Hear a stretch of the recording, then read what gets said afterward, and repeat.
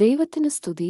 2025 ജനുവരി മാസം 6 തീയതി സിറോ മലബാർ സഭയുടെ ആരാധനാ കലണ്ടർ അനുസരിച്ച് ഇന്ന് ദൻഹാകാലം, നമ്മുടെ കർത്താവിന്റെ ദൻഹാ തിരുനാള്. ഇന്നത്തെ വചനഭാഗം. ഒന്നാം വായന സംഖ്യപുസ്തകം അധ്യായം 24, വാക്യങ്ങൾ 15 മുതൽ 25 വരെ. യാക്കോബിൽ നിന്നൊരു നക്ഷത്രം ഉദിക്കും.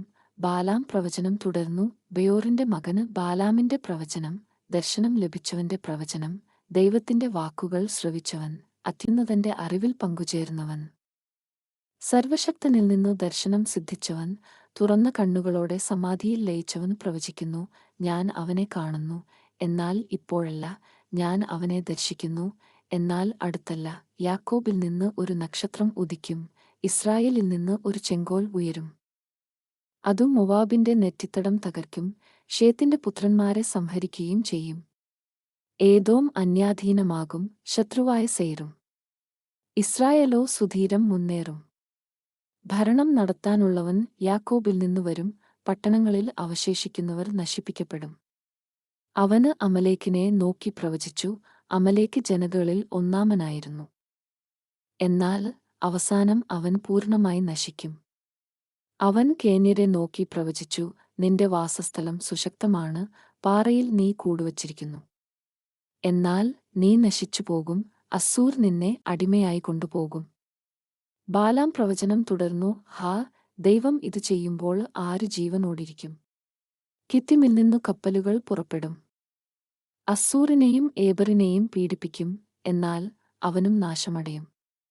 ബാലാം സ്വദേശത്തേക്ക് മടങ്ങി, ബാലാക്ക് തന്റെ വഴിക്കും പോയി. ഇന്നത്തെ വചനഭാഗം. രണ്ടാം വായന ഏശയ്യാ പ്രവാചകന്റെ പുസ്തകം അധ്യായം 11, വാക്യങ്ങൾ 1 മുതൽ 5 വരെ. ജ്ഞാനത്തിന്റെയും വിവേകത്തിന്റെയും ആത്മാവ് ജസ്സയുടെ കുറ്റിയിൽ നിന്ന് ഒരു മുള കിളിർത്തുവരും, അവന്റെ വേരിൽ നിന്ന് ഒരു ശാഖ പൊട്ടിക്കിളിർക്കും. കർത്താവിന്റെ ആത്മാവ് അവന്റെ മേൽ ആവസിക്കും. ജ്ഞാനത്തിന്റെയും വിവേകത്തിന്റെയും ആത്മാവ്, ഉപദേശത്തിന്റെയും ശക്തിയുടെയും ആത്മാവ്, അറിവിന്റെയും ദൈവഭക്തിയുടെയും ആത്മാവ്.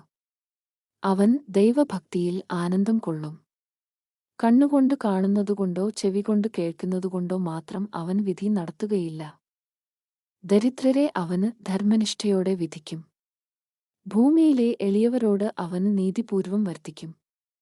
ആജ്ഞാദണ്ഡുകൊണ്ട് അവന് ഭൂമിയെ പ്രഹരിക്കും. അവന്റെ മൊഴി ദുഷ്ടരെ നിഗ്രഹിക്കും. നീതിയും വിശ്വസ്തതയും കൊണ്ട് അവന് അരമുറുക്കും.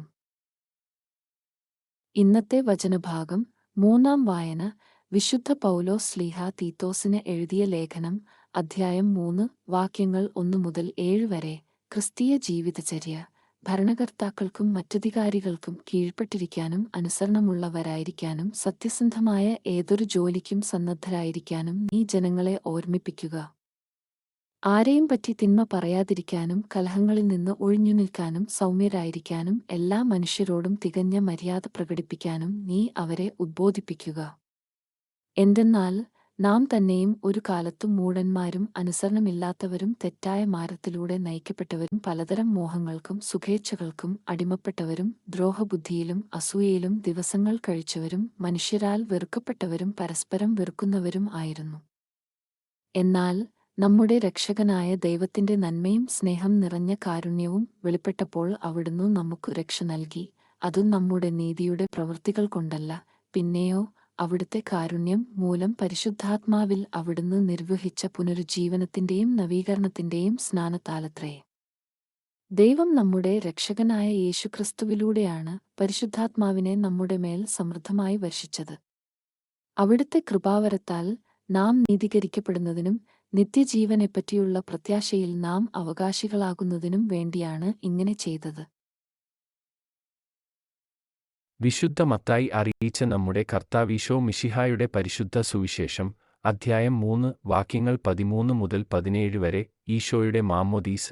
യേശു യോഹന്നാനിൽ നിന്നു സ്നാനം സ്വീകരിക്കാന് ഗലീലയിൽ നിന്നു ജോർദാനിൽ അവന്റെ അടുത്തേക്ക് വന്നു. ഞാൻ നിന്നിൽ നിന്ന് സ്നാനം സ്വീകരിക്കേണ്ടിയിരിക്കെ നീ എന്റെ അടുത്തേക്ക് വരുന്നുവോ എന്ന് ചോദിച്ചുകൊണ്ട് യോഹന്നാൻ അവനെ തടഞ്ഞു.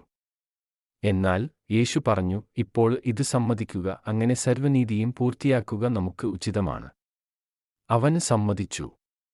സ്നാനം കഴിഞ്ഞയുടൻ യേശു വെള്ളത്തിൽ നിന്നു കയറി. അപ്പോൾ സ്വർഗം തുറക്കപ്പെട്ടു. ദൈവാത്മാവ് പ്രാവിന്റെ രൂപത്തിൽ തന്റെ മേൽ ഇറങ്ങിവരുന്നത് അവന് കണ്ടു. ഇവൻ എന്റെ പ്രിയപുത്രൻ, ഇവനിൽ ഞാൻ പ്രസാദിച്ചിരിക്കുന്നു എന്ന് ഒരു സ്വരം സ്വർഗത്തിൽ നിന്നു കേട്ടു. ദൈവവചനമാണ് നമ്മൾ ശ്രവിച്ചത്. നമ്മുടെ കർത്താവായ മിശിഹായ്ക്ക് സ്തുതി.